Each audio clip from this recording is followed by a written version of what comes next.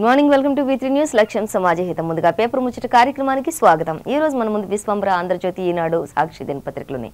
మరి ఏ దినపత్రికల్లో ఏ వార్తలు అనేది మనం మొదటగా చూసుకుందాం. ఫస్ట్ చూసుకున్నట్లయితే విశ్వంబర దినపత్రికలో ఏ వార్తలు అనేది మనం మొదటగా చూద్దాం.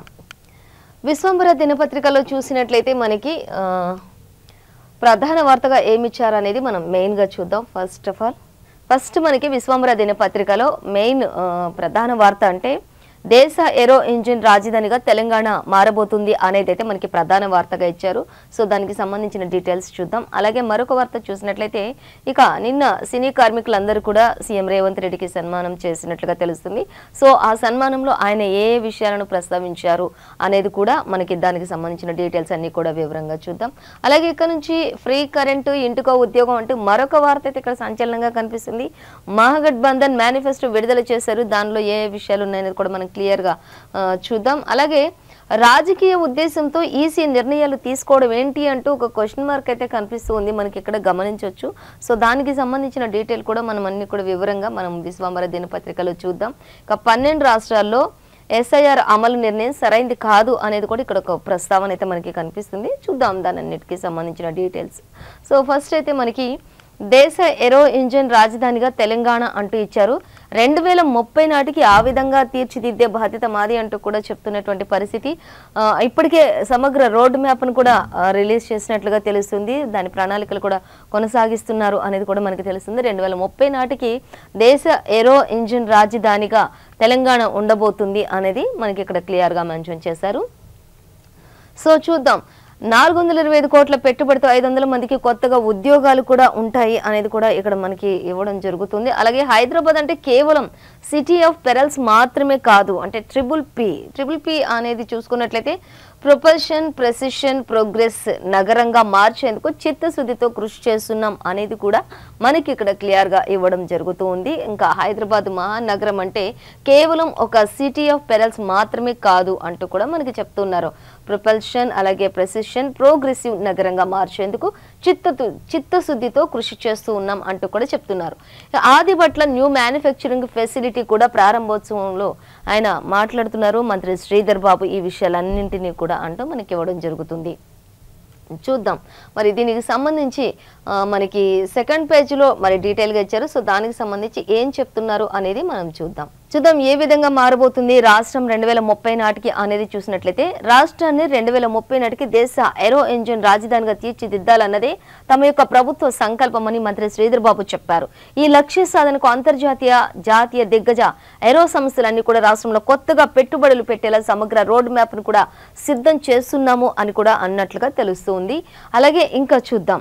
ఇక Tata advanced system limited, Safran aircraft engines సంయుక్తంగా 425 కోట్ల పెట్టుబడితో ఆదిబట్లలో ఏర్పాటు చేసిన aero engine rotative components new manufacturing facility మంగళవారం హైటెక్ సిటీలోని ITC కోహినూర్లో నిర్వహించినటువంటి ఈ కార్యక్రమంలో వర్చువల్ గా ప్రారంభించారు.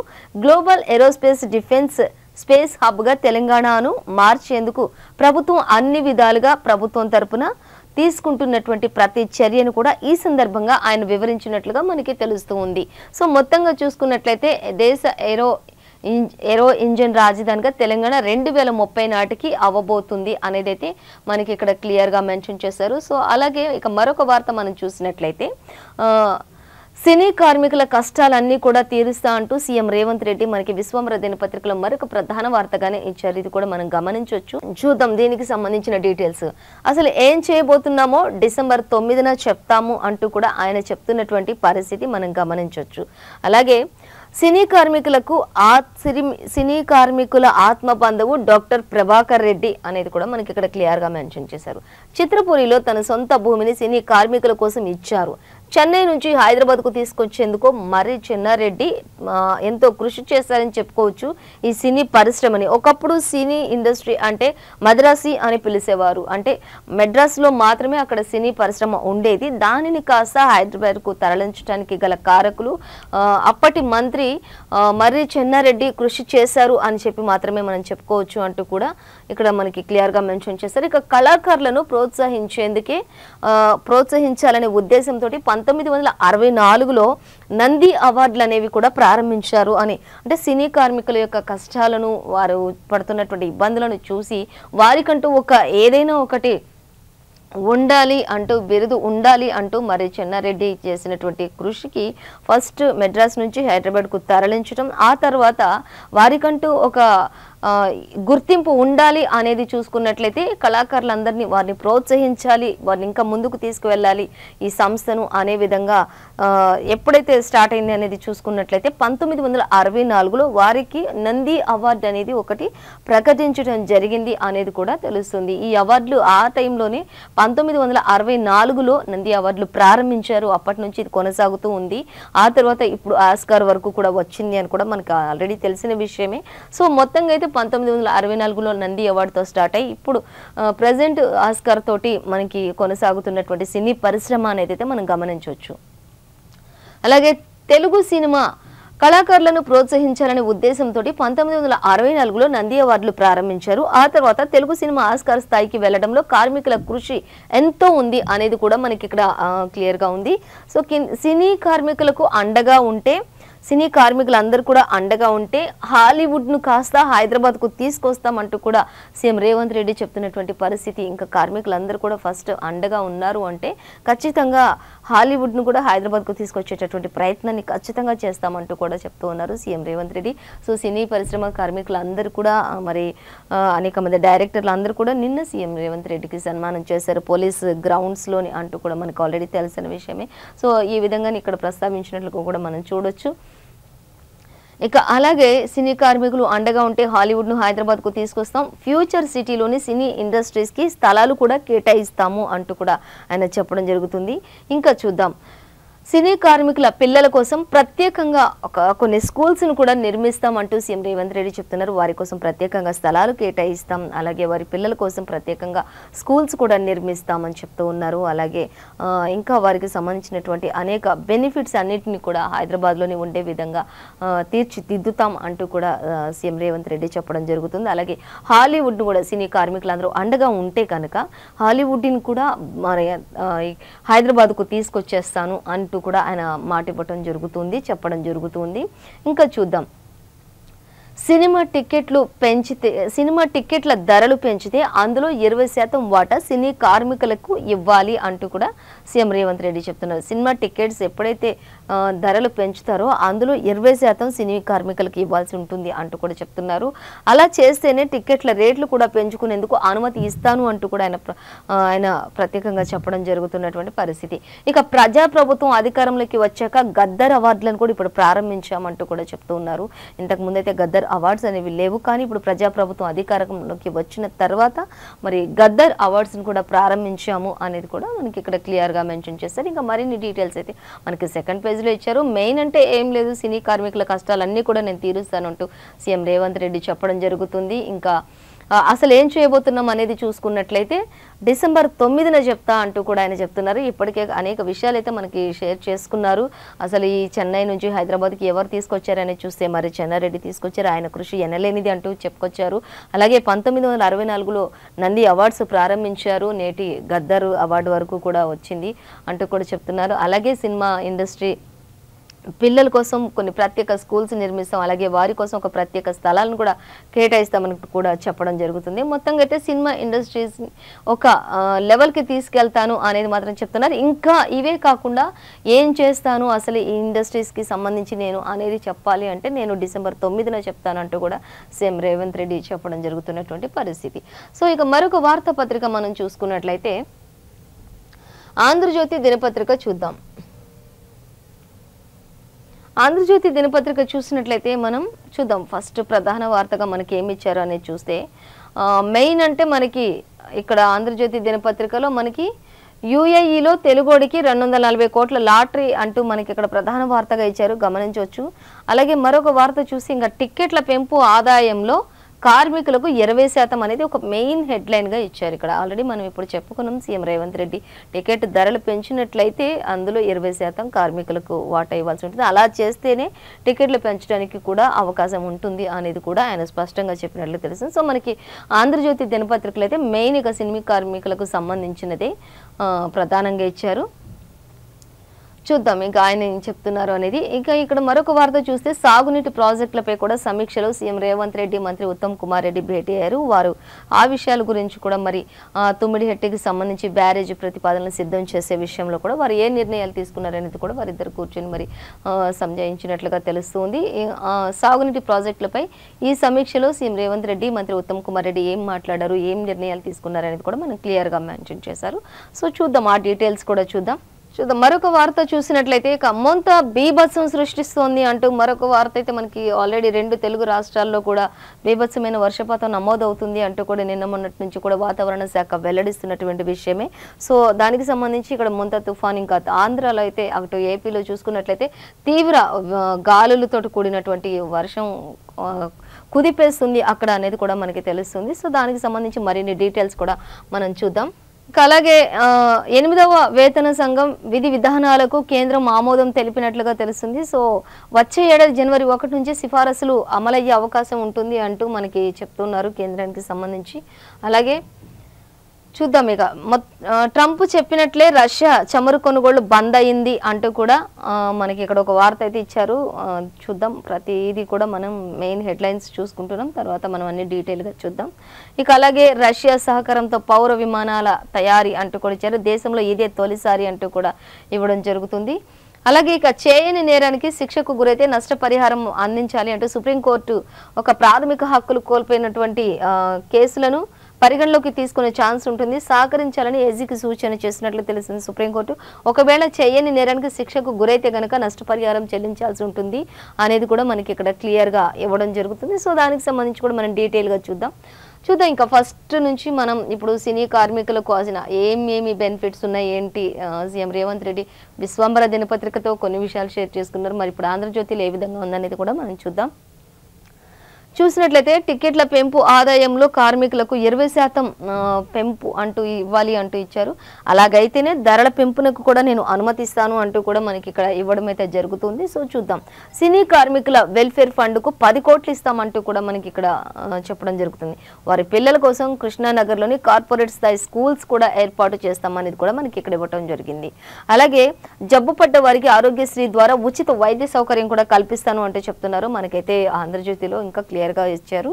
సో అలాగే మనకి 10 కోట్ల సినీ కార్మికుల వెల్ఫేర్ ఫండ్కు 10 కోట్లు ఇస్తామంటూ, అయితే కృష్ణానగర్లో కార్పొరేట్ స్థాయి స్కూల్స్ కూడా నిర్మిస్తాం వారి పిల్లల కోసం అంటూ ఇచ్చారు. అలాగే జబ్బు పడ్డ వారికి ఆరోగ్యశ్రీ కింద పూర్తి వైద్యం అంతా కూడా ఉచితంగానే చేసే విధంగా సౌకర్యాలు కల్పిస్తామంటూ ఇచ్చారు. అలాగే భారత్ ఫ్యూచర్ సిటీలో ఫైటర్స్ ట్రైనింగ్ కోసం స్థలం కూడా కేటాయిస్తామంటూ కూడా చెప్తున్నారు. ఇప్పుడు ఏదైనా ఒక సినిమా చేయాలి అంటే దానికి సంబంధించి కొన్ని సీన్స్ చేయడానికి కొన్ని చోట్ల ఫైట్స్ చేయడానికి కొన్ని చోట్ల కొన్ని ప్రాంతాలకు తిరగాల్సినటువంటి పరిస్థితి ఉంటుంది కదా, అటువంటి పరిస్థితి రాకుండా ఆ ఫైట్స్ అనేవి వాటి కోసం ఆ లొకేషన్స్ అనేవి కూడా కొన్ని క్రియేట్ చేసాం ఒకటే స్థలంలోని అంటూ కూడా ఆయన చెప్తున్నారు. కొన్ని ఫైటర్ ట్రైనింగ్ కోసం ఉండేటటువంటి స్థలాలు ఏవైతే ఉంటే వాటిని కూడా ఆ ట్రైనింగ్ స్థలాలను కూడా కేటాయిస్తామంటూ కూడా చెప్తున్నారు. భారత ఫ్యూచర్ సిటీలో ఫైటర్స్ ట్రైనింగ్ కోసం స్థలం ఇస్తామంటున్నారు. అలాగే నవంబర్ ఆఖరులో సినీ కార్మికుల సమస్యలపై మరొకసారి కూడా చర్చించే అవకాశం ఉంది, అలా చర్చిస్తామంటూ కూడా చెప్తున్నటువంటి పరిస్థితి మనం గమనించవచ్చు. ఏదేమైనప్పటికీ సినీ కార్మికులకైతే అంత మేలు జరగబోతుంది రానున్న రోజుల్లో అంటూ మాత్రం సీఎం రేవంత్ రెడ్డి చెప్తున్నటువంటి పరిస్థితి మనం గమనించవచ్చు. అలాగే ఇంకా చూద్దాం ఏమేం చేయబోతున్నామో డిసెంబర్ 9న అయితే ఆదేశాలు ఇస్తాము అంటూ కూడా ఆయన చెప్తున్నారు. అందరూ అండగా ఉంటే హాలీవుడ్ను హైదరాబాద్కు తెస్తా అంటూ కూడా ఆయన ధీమా వ్యక్తం చేస్తున్నారు.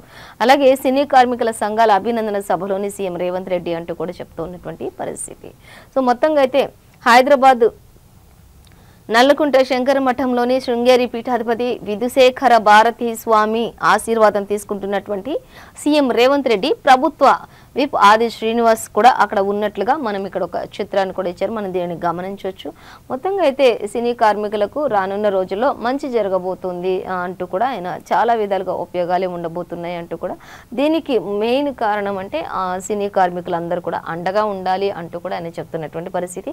అలా ఉన్నట్లయితే ఇంకా అనేకమైనటువంటి అభివృద్ధి పనులతోటి ముందుకు కొనసాగొచ్చు అనేది కూడా ఆయన క్లియర్గా మెన్షన్ చేశారు. సో చూద్దాం మరొక వార్త. ఇక మరొక వార్త చూసినట్లయితే తొమ్మిడిహెట్టి సంబంధించి మరి అక్కడ సాగునీటి ప్రాజెక్టులపై సీఎం రేవంత్ రెడ్డి అలాగే మంత్రి ఉత్తమ్ కుమార్ రెడ్డి ఏం నిర్ణయం తీసుకున్నారనేది మనం చూసినట్లయితే 80 టీఎంసీలు తరలించేలా తొమ్మిడిహెట్టి బ్యారేజీ ప్రతిపాదనలు సిద్ధం చేయండి అంటూ వారు నిర్ణయం తీసుకున్నారు. అలాగే 150 మీటర్ల ఎత్తుతో నిర్మించేలా ప్రణాళికలు, ఆ తర్వాతే మహారాష్ట్ర సీఎంను కలుద్దామంటూ కూడా వారి ఇరువురు కూడా చర్చించుకున్నటువంటి పరిస్థితి మనం ఇక్కడ గమనించవచ్చు. అలాగే సుందిళ్లకు నీరు ప్రాజెక్టులపై సమగ్ర నివేదిక సమీక్షలో అధికారులకు సీఎం రేవంత్ ఆదేశాలు జారీ చేసినట్లుగా తెలుస్తుంది అంటూ కూడా మనకి ఇక్కడ ఇవ్వడం జరుగుతుంది. సో ప్రాణహిత ప్రాజెక్టుల్లో భాగంగానే చేపట్టనున్న తొమ్మిడిహెట్టి బ్యారేజీని 80 టీఎంసీల నీటిని తరలించేలా నిర్మించారు. ముఖ్యమంత్రి రేవంత్ రెడ్డి అధికారులను ఉద్దేశించి మాట్లాడారు. ఇక అధికారులందరికీ కూడా ఈ అన్ని ఆదేశాలు జారీ చేశారు అంటూ చెప్తున్నారు. ఆ మేరకు తొమ్మిడిహెట్టి ప్రాజెక్టు నిర్మాణ ప్రతిపాదనలు సిద్ధం చేయాలని కూడా చెప్పారు అంటూ కూడా తెలుస్తుంది.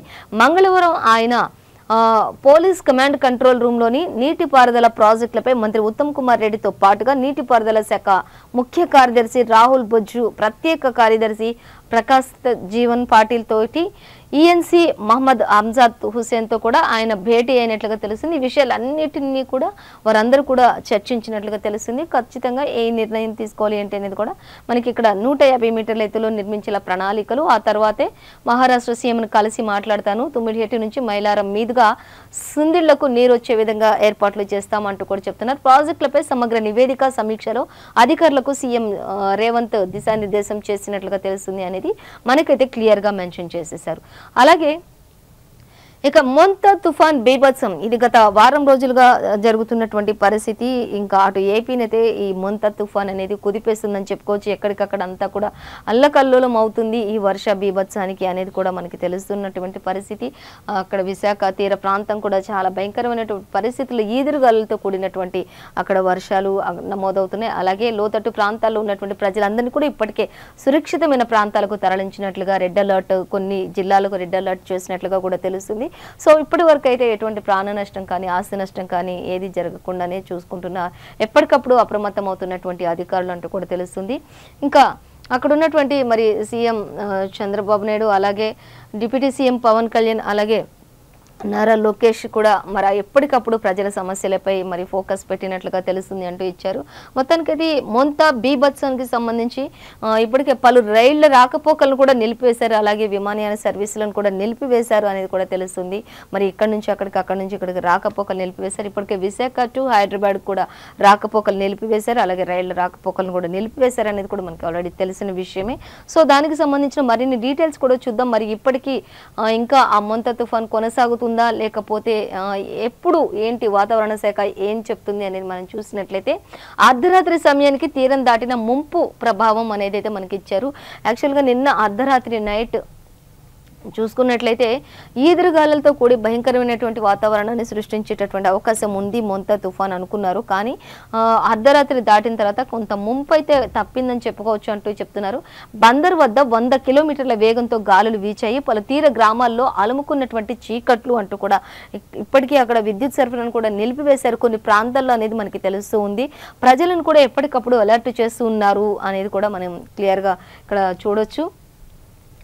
నెల్లూరు, ప్రకాశం జిల్లాలో భారీగా వర్షాలు పడ్డాయి. ప్రభావిత ప్రాంతాల్లో కుప్పకూలినటువంటి అనేక వృక్షాలు అంటూ కూడా ఇచ్చారు. గోదావరి జిల్లాలో చెట్టు కూలి 2 మృతి చెందినట్లుగా తెలుస్తుంది గోదావరి జిల్లాలో అంటూ కూడా తెలుస్తుంది. ఇప్పటికే అధికారులు కూడా చెప్తూ ఉన్నారు, చెట్ల కింద కానీ ఎక్కడ ఉండొద్దు, మరి చెట్లు ఉన్న దగ్గర కూడా నిలబడకండి, అలాగే కరెంటు వైర్లు తాకవద్దు, అలాగే స్తంభాలను కూడా ముట్టవద్దు, ఈ టైంలో అత్యవసరం అయితేనే తప్ప ఎవరు కూడా బయటికి రాకండి అంటూ కూడా ఇప్పటికే అన్ని జిల్లాల్లో కూడా మరి రెడ్ అలర్ట్ కూడా జారీ చేసినట్లుగా తెలుస్తుంది. అయినప్పటికీ కూడా ఇన్ని జాగ్రత్తలు తీసుకున్నప్పటికీ కూడా ఎక్కడో ఒక చోట మరి ప్రమాదాలు అయితే జరుగుతూనే ఉన్నాయి. కాబట్టి గోదావరి జిల్లాలో ఇప్పటికే చెట్టు కూలి 2 మృతి చెందినట్లు తెలుస్తుంది. నెల్లూరు జిల్లాలో వాగులో 1 గల్లంతైనట్లుగా తెలుస్తుంది. ఎవరు కూడా మరి వాగుల వెంట కానీ ఎక్కడ నీటి ప్రవాహం ఉన్న దగ్గర కూడా వెళ్ళొద్దు అని చెప్పి అధికారులు కూడా చెప్తూనే ఉన్నప్పటికీ కూడా మరి కొందరు మాత్రం ఇలా మరి తప్పని పరిస్థితుల్లో అత్యవసరమైతే వెళ్లాల్సిన పరిస్థితుల్లో వెళ్ళినప్పుడు కూడా అనుకోని ప్రమాదాలకు గురవుతున్నటువంటి పరిస్థితులు అయితే ఇంకా కొనసాగుతూనే ఉన్నాయి అక్కడ అని చెప్పుకోవచ్చు. అలాగే ఇక ఉలవపాడు కావలిలో 17 సెంటీమీటర్ల వర్షం నమోదైంది. నేడు కూడా కొనసాగనున్నటువంటి భారీ వర్షాలు పునరావాస కేంద్రాలకు 75,000 మందిని తరలించినట్లుగా తెలుస్తుంది. ఇప్పటికే మరి లోతట్టు ప్రాంతాల ప్రజలు కావచ్చు, మరి లేకపోతే శిథిలావస్థలో చేరినటువంటి బిల్డింగ్స్ కావచ్చు, ఇంకా ఇలాంటి చిన్న చిన్న ప్రమాదాలు ఉన్నటువంటి ప్రజలందరినీ కూడా అక్కడి నుంచి సురక్షిత ప్రాంతాలకు తరలించిన వారిలో చూసుకున్నట్లయితే ఇప్పటికీ 75,000 పైచిలకు జనాభాని తరలించినట్లుగా కూడా మనకి ఏపీ న్యూస్ చూడొచ్చు. మనం ఈ యొక్క మోంతా తుఫాన్ బీభత్సానికి సంబంధించి చూడొచ్చు.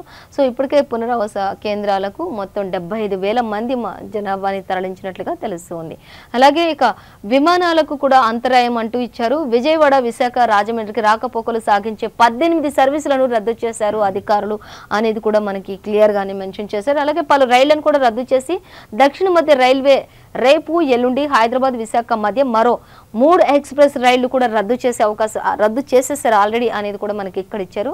నేడు రాష్ట్ర వ్యాప్తంగా భారీ నుంచి అతి భారీ వర్షాలు కురిసే అవకాశం ఉంది ఏపీ టు తెలంగాణ అనేది అయితే మనకి క్లియర్ గా మెన్షన్ చేశారు వాతావరణ శాఖ. సో దానికి సంబంధించిన ఇంకా మరిన్ని డీటెయిల్స్ కూడా మనకి 12th పేజీలో ఇచ్చారు. మెయిన్ అంటే ఏమీ లేదు, అన్ని విమానయానాలు అలాగే రైల్వే శాఖలు అన్నింటినీ కూడా రద్దు చేశారు. దక్షిణ మధ్య రైల్వే రద్దు చేశారు. ఇంకా రేపు ఎల్లుండి కూడా విశాఖ మధ్య మరో 3 ఎక్స్ప్రెస్లు కూడా రైళ్లను కూడా రద్దు చేసే అవకాశం ఉంది.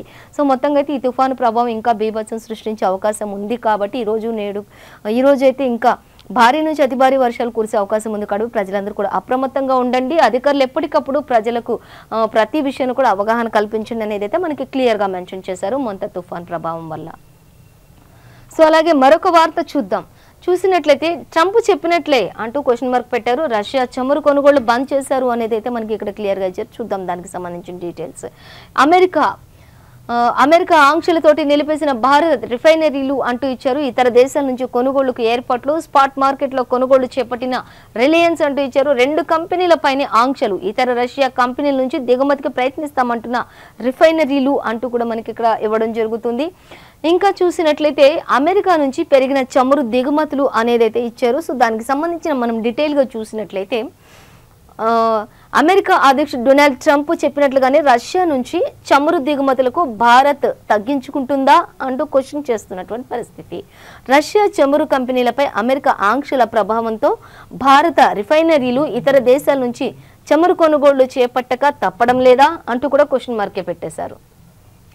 అంటే దీనికి ఇదే సమయంలో అమెరికా నుంచి భారత్కు భారీగా చమురు దిగుమతులు పెరిగాయా అంటూ ఈ ప్రశ్నలన్నిటికీ భారత రిఫైనరీ పెట్రోలియం వారు సమాధానాలు చెప్పాల్సి ఉంటుంది అనేది అయితే మనకి ఇక్కడ ఇచ్చారు.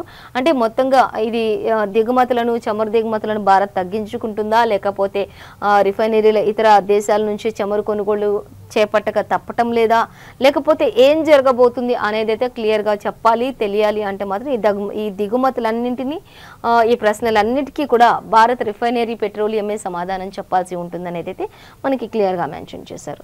సో ఇక మరొక వార్త మనం చూసినట్లయితే చూద్దాం.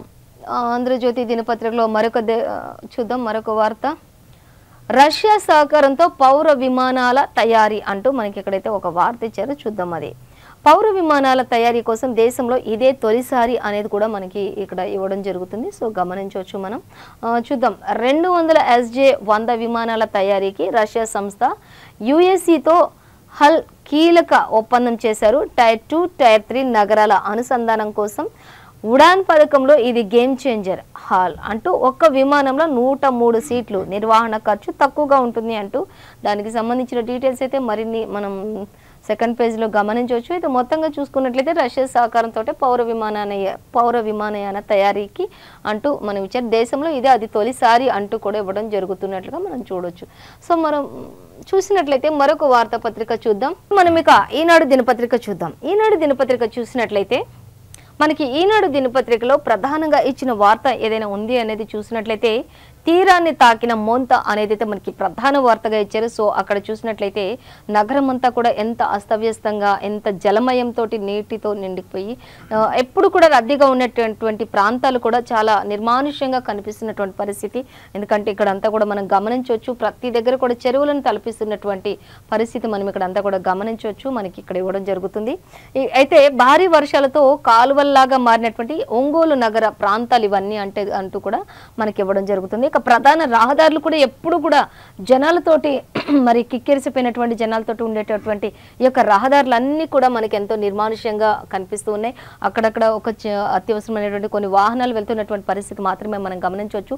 చెరువులను కాలువలను తలపిస్తున్నటువంటి రహదారులు అనేది కూడా మనకి క్లియర్గా మెన్షన్ చేశారు. ఇక 3 జిల్లాలకైతే ఇప్పటికే తప్పిన పెను ముప్పు అంటూ కూడా ఇవ్వడం జరుగుతుంది. చూద్దాం. ఇంకా అంతర్వేది సమీపంలో భూభాగంపైకి తీవ్ర తుఫాను అంటూ ఇచ్చారు. ఇప్పటికే తీరాన్ని తాకినటువంటి మోంత అంటూ ఇచ్చారు. నేటి సాయంత్రానికి వాయుగుండంగా మారి బలహీనపడే అవకాశం అయితే ఉంటుంది. కోస్తా జిల్లాల్లో విస్తారంగా వర్షాలు కురిసే అవకాశం అయితే ఉంది అనేది కూడా మనకైతే మెయిన్ ప్రధాన వార్తగా ఈనాడు దినపత్రికలో మనం చూడొచ్చు. అలాగే ఇంకా చూద్దాం దీనికి సంబంధించిన డీటెయిల్స్. 3 జిల్లాలకు ముంపు ఉంది అంటూ కూడా చెప్తున్నారు. ఆ 3 జిల్లాలు ఏవనేది చూసుకున్నట్లయితే ఇక్కడ మనకి చూసుకుంటే 3 జిల్లాల్లో ములుగు, భద్రాద్రి, ఖమ్మంలకు రెడ్ అలర్ట్ చేసినట్లుగా తెలుస్తుంది. మన ఇప్పుడు ఏపీ టు తెలంగాణ 2 చోట్ల కూడా ఈ యొక్క మోంత తుఫాను ప్రభావం ఎక్కువగానే ఉండేటటువంటి అవకాశం ఉంది. కాబట్టి అనేక చోట్ల కొన్ని జిల్లాలకు రెడ్ అలర్ట్ కూడా జారీ చేస్తున్నటువంటి పరిస్థితి అయితే మనం గమనించవచ్చు అనేది అయితే మనకి ఇక్కడ క్లియర్గా మెన్షన్ చేశారు.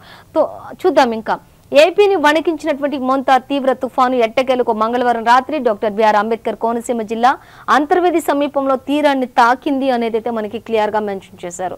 సో చూద్దాం. ఇంకా అంతకుముందు 6 గంటల్లో ఇది గంటకు 17 కిలోమీటర్ల వేగంతో కదిలింది అంటూ కూడా చెప్తున్నారు.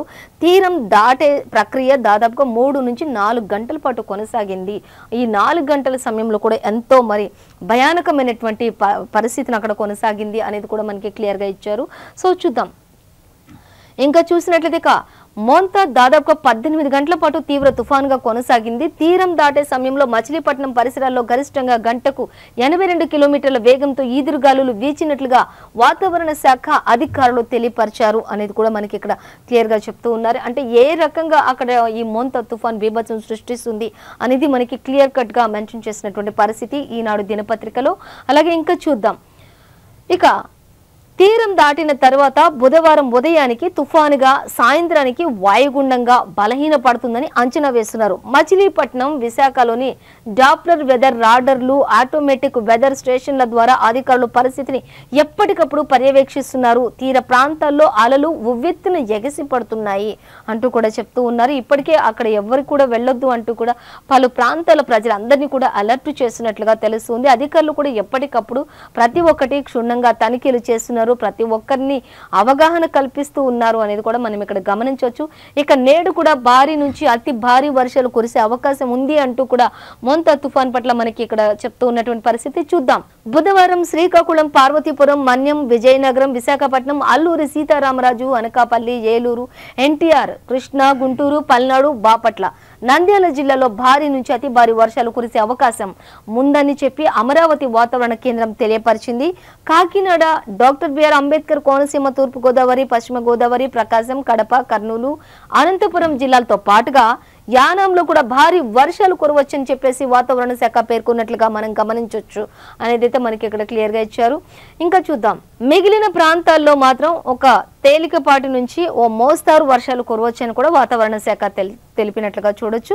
ఎగసి పడుతున్నటువంటి అలలు అవి ఎక్కడెక్కడ ఏ ప్రాంతాలు అనేది చూసినట్లయితే శ్రీకాకుళం, విశాఖపట్నం, విజయనగరం, తూర్పు గోదావరి, పశ్చిమ గోదావరి, కృష్ణా జిల్లా తీరాల్లో సముద్ర అలలు 3 మీటర్ల ఎత్తు వరకు కూడా ఎగసి పడుతున్నటువంటి పరిస్థితి మనం అక్కడ గమనించవచ్చు అనేది కూడా మనకి ఇక్కడ ఇచ్చారు. ఇక హైదరాబాద్లోని ఇన్కైస్ తెలిపినటువంటి అనేక విషయాలు ఇవి అని కూడా మనకి క్లియర్గా మెన్షన్ చేశారు. సో దానికి సంబంధించిన ఇంకా మరిన్ని డీటెయిల్స్ కూడా మనకైతే 3rd పేజీలో ఇచ్చారు, చూడొచ్చు. సో మెయిన్ అంటే ఏం లేదు, ఇప్పుడు మనం చెప్పుకున్నాం భారీ నుంచి అతి భారీ వర్షాలు కురిసే అవకాశం ఎక్కడెక్కడ ఉన్నాయని చెప్పుకున్నాం, రెడ్ అలర్ట్ ఎక్కడ జారీ చేశారనేది చెప్పుకున్నాం, ఎన్ని మీటర్ల ఎత్తు వరకు అలలు వ్యాపిస్తున్నాయి అనేది కూడా మనం క్లియర్గా చెప్పుకున్నాం. సో వాటి విషయంలో జాగ్రత్తలుగా ఉంటే సరిపోతుంది అంటూ కూడా చెప్తున్నారు. ఇక 3 జిల్లాలకు ముంపు అంటూ ఇచ్చారు. ఇక్కడ ఆ 3 జిల్లాలు ఏవి అనేది చూసుకుంటే ములుగు, ములుగు, భద్రాద్రి, ఖమ్మంలకు ఇప్పటికే రెడ్ అలర్ట్ జారీ చేసినట్లుగా తెలుస్తుంది వాతావరణ శాఖ.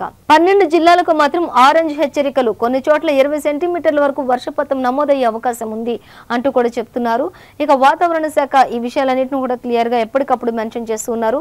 మోంతా తుఫాను ప్రభావంతో రాష్ట్ర వ్యాప్తంగా వర్షాలు కురుస్తున్నాయి. సోమవారం నుంచే మేఘాలు కమ్ముకోగా మంగళవారం సాయంత్రానికి హైదరాబాద్ ప్రాంతంలో సహా అనేక జిల్లాల్లో ఓ మోస్తారు వర్షాలు నమోదయ్యాయి అనేది కూడా మనకి క్లియర్ గానే ఇచ్చారు.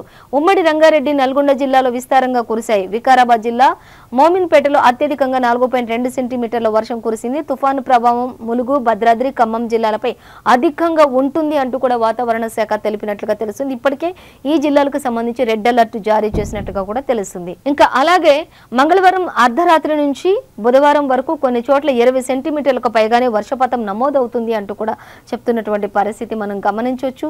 అలాగే ఇంకా వాతావరణ శాఖ అనేక హెచ్చరికలు జారీ చేస్తూ ఉంది. ఈ 3 జిల్లాల్లో కూడా గంటకు 50 నుంచి 60 కిలోమీటర్ల వేగంతో ఉరుములు, మెరుపులతో, గాలులతో కూడినటువంటి వర్షపాతం నమోదవ్వచ్చు అంటూ కూడా మనకి ఇక్కడ ఇవ్వడం జరుగుతుంది.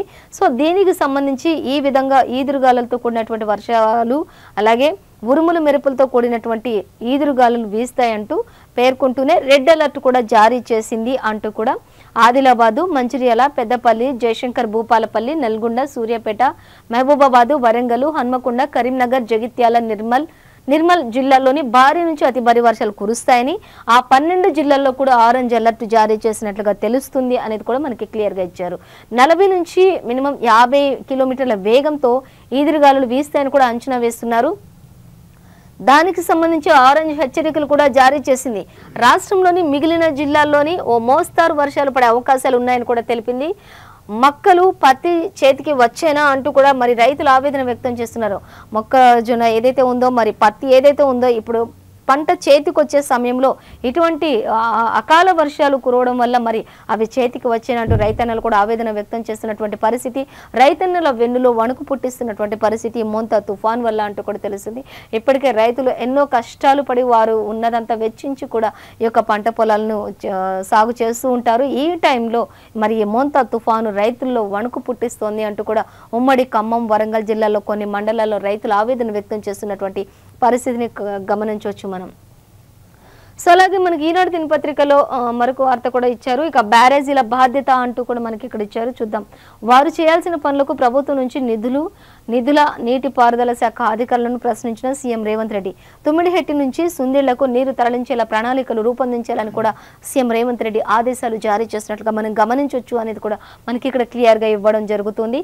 మేడిగడ్డ సహా మిగిలిన బ్యారేజీల మరమ్మతులన్నీ కూడా ఇతర పనులన్నీ ఒప్పందం ప్రకారం పూర్తి చేయాల్సింది అంటూ నిర్మాణ సంస్థలేనని కూడా ఆయన చెప్పడం జరుగుతుంది. ఈ విషయంలో గట్టిగా వ్యవహరించి వారితోనే చేయించాలని ముఖ్యమంత్రి రేవంత్ రెడ్డి స్పష్టం చేశారు అనేది కూడా మనకి ఈనాడు దినపత్రికలో స్పష్టంగా ఇచ్చారు. అలాగే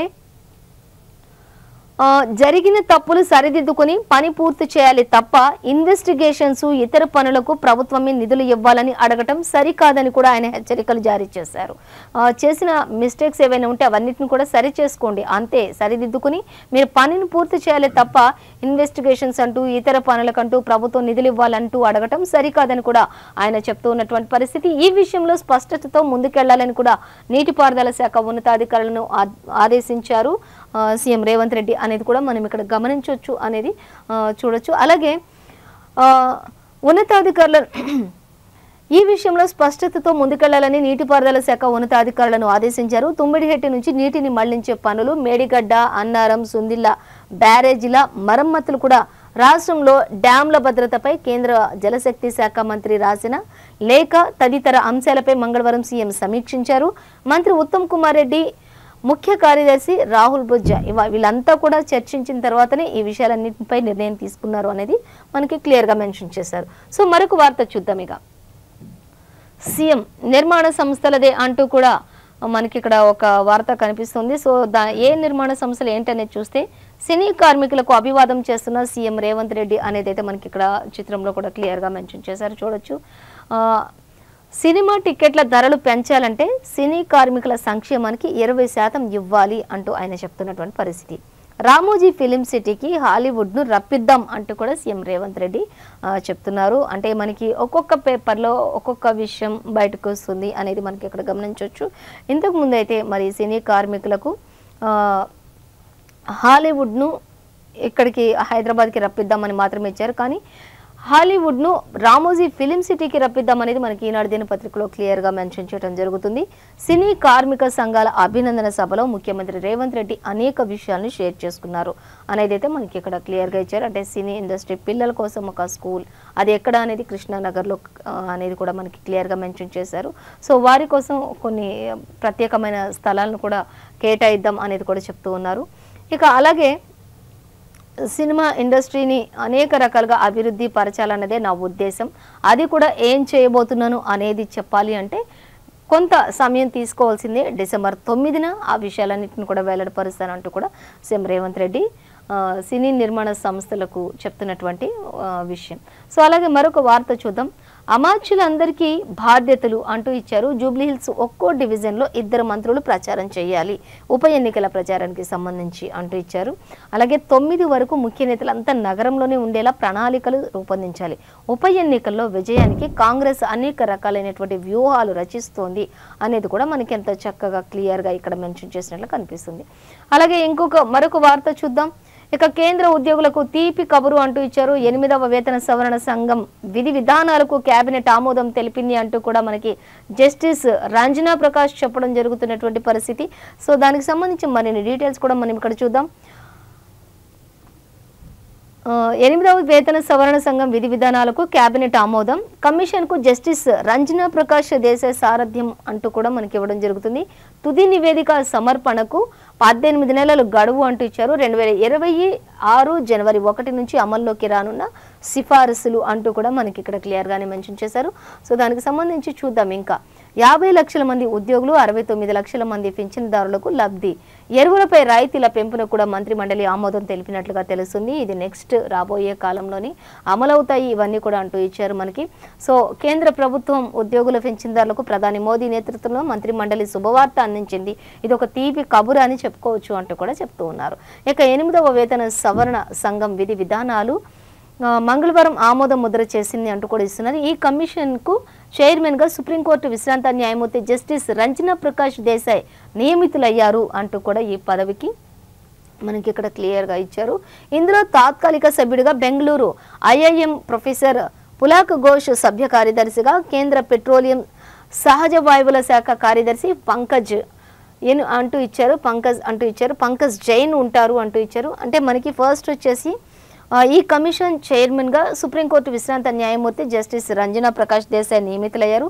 ఇందులో తాత్కాలికంగా సభ్యుడిగా బెంగళూరు ఐఐఎం ప్రొఫెసర్ పులాక్ ఘోష్ సభ్య కార్యదర్శిగా, కేంద్ర పెట్రోలియం సహజ వాయువుల శాఖ కార్యదర్శిగా పంకజ్ జైన్ ఉంటారు అంటూ చెప్తున్నారు. ఈ సంఘం 18 నెలల్లో తమ తుది నివేదికను సమర్పిస్తుంది. అవసరమైతే మధ్యంతర నివేదికలను కూడా అందజేస్తుంది.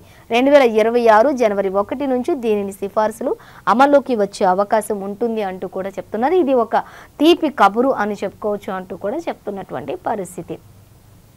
సో చూద్దాం ఇంకా మనకి ఈనాడు దినపత్రికలో ఏమేమి వార్తలు ఇచ్చారని చూసినట్లయితే, జూబ్లీహిల్స్ పరిధిలో ఎల్లారెడ్డిగూడలో ప్రచారం నిర్వహిస్తున్న కేంద్ర మంత్రి కిషన్ రెడ్డి అంటూ కూడా చెప్తున్నారు. మరి ప్రజల్లోకి వెళ్తూ వారి యొక్క అభిమానాన్ని కూడా చాటుకుంటున్నటువంటి పరిస్థితి. హైదరాబాద్ అభివృద్ధి భాజపాతోనే సాధ్యం కాబట్టి ఖచ్చితంగా మళ్ళీ భాజపాని గెలిపించండి అంటూ ప్రజలందరి దగ్గర కూడా ఆయన మాట్లాడుతున్నటువంటి పరిస్థితి.